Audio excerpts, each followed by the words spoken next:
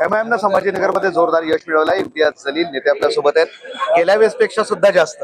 100%. कशामुळे कशामुळे फक्त भाषणामुळे असं होत नाही आहे. लोकांचा जे विश्वास आहे, आम्ही आमदार असताना, खासदार असताना आमचे 25 जे कॉर्पोरेटर्स होते त्यांनी जे काम केलेलं होतं त्याच्या आधारावर सगळं एमआयएम पक्ष एकत्र येऊन जे निवडणूक लढली. आमचे पार्टीचे अध्यक्ष बॅरिस्टर असदुद्दीन अवैसी, अकबरुद्दीन अवैसी त्यांनी येऊन जे परिश्रम घेतलं पूर्ण महाराष्ट्रामध्ये, त्याचाच हे निकाल आहे. मी सामान्य जनतेचा खूप खूप धन्यवाद देतो. मी त्यांचा ऋणी आहे की ज्या प्रकारे त्यांनी आम्हाला इतकं मोठं यश या शहरामध्ये दिलेलं आहे.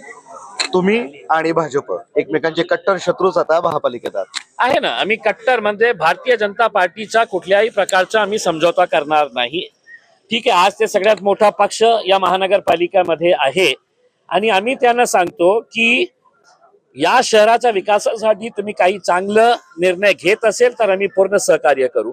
पण तुम्ही समांतर सारख्या एजेंडा या शहरावर लादणार असेल तर आम्ही विरोधी पक्षाची जी भूमिका जी आहे ते भक्कमपणे आम्ही मांडणार आहे. त्या चिन्हावर शिंदेच्या शिवसेनेनं बॅन आणा म्हटलं होतं. काय हे की मी तर या शहराचे पालकमंत्र्यांचा धन्यवाद देतो.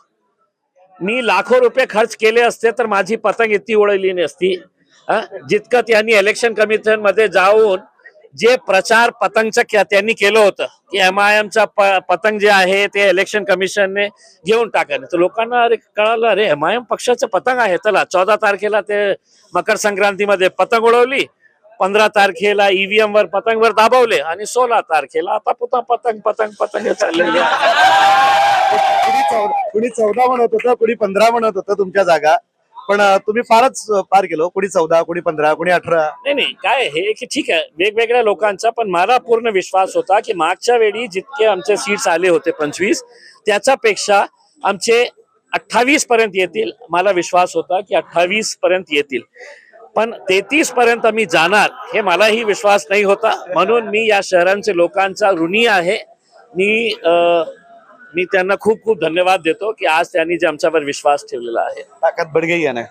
यकीनन ताकत बड़ी है साहब, और ये ताकत का इस्तेमाल हम शहर के अच्छे काम के लिए हम करेंगे. इम्तियाज जलील म्हणतायत की आमची ताकद वाढलेली आहे आणि निश्चितपणे भाजपने जर चांगलं काम केलं तर त्यांच्या सोबत, नाही तर त्यांना कडाडून विरोध आम्ही महापालिकेत करू. मी विशाल करवळे, झी मीडिया, छत्रपती संभाजीनगर.